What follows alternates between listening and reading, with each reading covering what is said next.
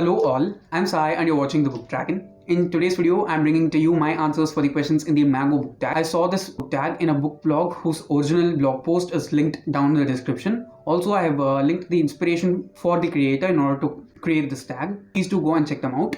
That's the main reason for me to do this tag, particularly during this time of the year, because this is mango season, especially in Chennai at least. I'm not sure about the other regions of India, but this month, especially from May to June, July is the peak month for getting mangoes in Chennai, and I have been consuming a lot mangoes, hence the pimples. So I wanted to do this tag especially during this time as it is a bit seasonal, at least for me. So yeah, without any further ado, let's get into the questions right away.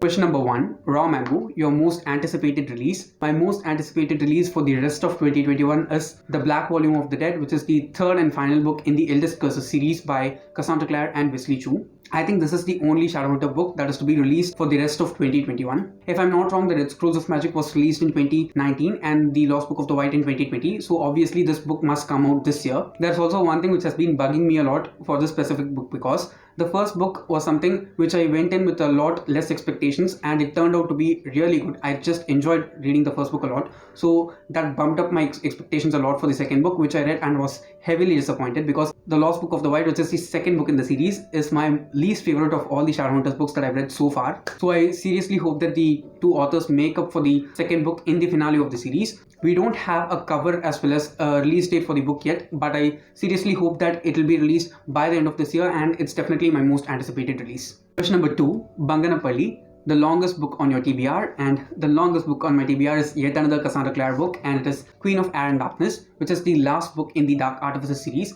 I have not read the second book, which is Lord of Shadows, yet. I'm going to start it pretty soon. As soon as I finish this, I'm definitely diving into this one directly, because it is a really huge book. It's almost 900 pages long, and I do think this is the longest of all the Shadowhunters books that are out until now. I seriously enjoyed the first book, Lady Midnight, a lot. I did not expect to enjoy it that much, because all of the books in this series are heavily dependent on the character work rather than the plot as a whole. But in Lady Midnight, I liked the characters, their relationships, as well as the plot in an equal basis. It definitely happens very rarely for a reader like me, because I am a very character-driven reader. Yet I loved the plot of the Dark Artifices a lot more. So I'm very much pumped to see how it's going to end up in this book. Also, there's this one thing which is very special about this book for me. Okay, I've not even read this, but this is very precious for me because I'm going to show off. Okay, it is a signed book. Okay, I did not know that this was a signed copy when I ordered it, but when I received and saw the signature, it is definitely one of my most happy bookish experiences ever. So yeah, this is the longest book in my TBR.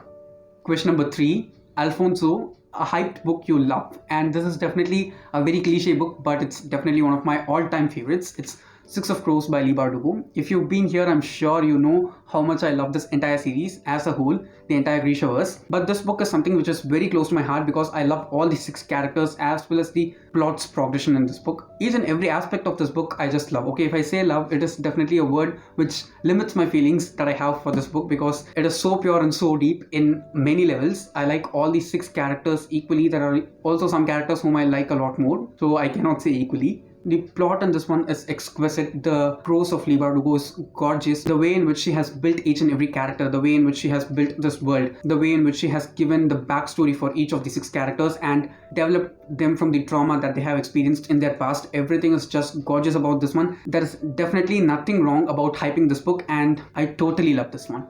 Question number 4, I don't know how to pronounce this. I think it is TOTAPURI, a book with a yellow or a green cover, and I chose a book with a green cover for this one. And it is also a book which I very rarely talk about. I think I've talked about this book not more than twice or thrice in all the videos that I've ever made, and it is Tunnels by Roderick Gordon and Brian Williams. This is the first book in the Tunnels series, which is a mystery series for middle graders. So anyone who's 10 and above in age can definitely read this. I'm also recommending this because it's something which is suitable for young adults and adults as well, because it's a bit darker in tone. It is not mature, but it is a bit dark compared to normal whimsical middle grade stories. We follow a 14-year-old boy named Will, and he has this passion for digging. He likes to dig stuff and explore the ground beneath. There's this particular day during which he finds a tunnel and he goes into it and finds a whole new world under the place in which he lives, under the city in which he lives, and many things start unraveling. It is also a bit slow but very thrilling. If you are a person who likes reading quest type of stories or adventurous stories, I'm definitely sure that you'll enjoy this one. I've read only the first book, and if I'm not wrong, it's a 6 or 7 book long series, and all the other books except this one are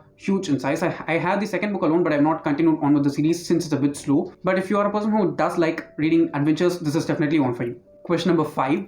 NEELAM, a rainy day book recommendation, and for this I'm recommending Batman Nightwalker by Murray Lu. This is the second book in the DC Icon series, but you can read all the 4 books in the series in any order. They all stand alone. This shows the experience of Bruce Wayne, that is Batman, as a 17-year-old. It's not a complete story. We get the backstory of Batman and everything. This is just like an episode in his life, but the best thing about this, which will be suitable for a rainy day, is that most of the scenes or happenings in the plot are during rainy times in Gotham City, and it just sets up the mood for the book really well. It is dark in tone and also very cozy to read. Another thing which I love about this book is that it is insanely fast paced and very digestible. The writing of Murray Lu in this one is so simple that if you're a beginner, I'm sure you will love this for the pacing that it has, the character build-up that Murray Lu has given to Batman and her 2 friends, the antagonist of the story. We also have an appearance of the Joker in this one, which is also exquisite if you ask me. So definitely if you read this during a rainy day, you'll enjoy it a lot, because I read this during 2 rainy days in a summer especially, and it was totally enjoyable. So definitely try this out. Question number 6, Mango Pickle, a book that makes you feel nostalgic, and for this I select Roald Dahl's books. Okay, any of Roald Dahl's books are perfect for this one, but I'm going to recommend the most recent Roald Dahl book which I read, and it is George's Marvelous Medicine. This is about a little boy named George, and he prepares this medicine out of a concoction that he makes out of all the chemical products and natural products that are lying around in his home. There are crazy things which the medicine that he prepares or brews does to people and animals, and it is such a hilarious story. Okay, if you're a person who has kids, or if you know kids, if you have kids in your home, please do buy them Roald Dahl books and make them read them, or sit down and read it along with them, because I'm sure kids will enjoy them, as well as they'll learn a lot of stuff from these books. The vocabulary that the author uses through his characters and the stories is also a lot rich, especially for kids, because they'll learn to use the language in a proper way compared to kids who don't read. It is enjoyable as well as very much suitable for children. So every time I read a Roald Dahl book, it takes me to the times when I used to watch Pogo on Cartoon Network 24/7, and it's definitely something very nostalgic for me. Question number 7, the last question.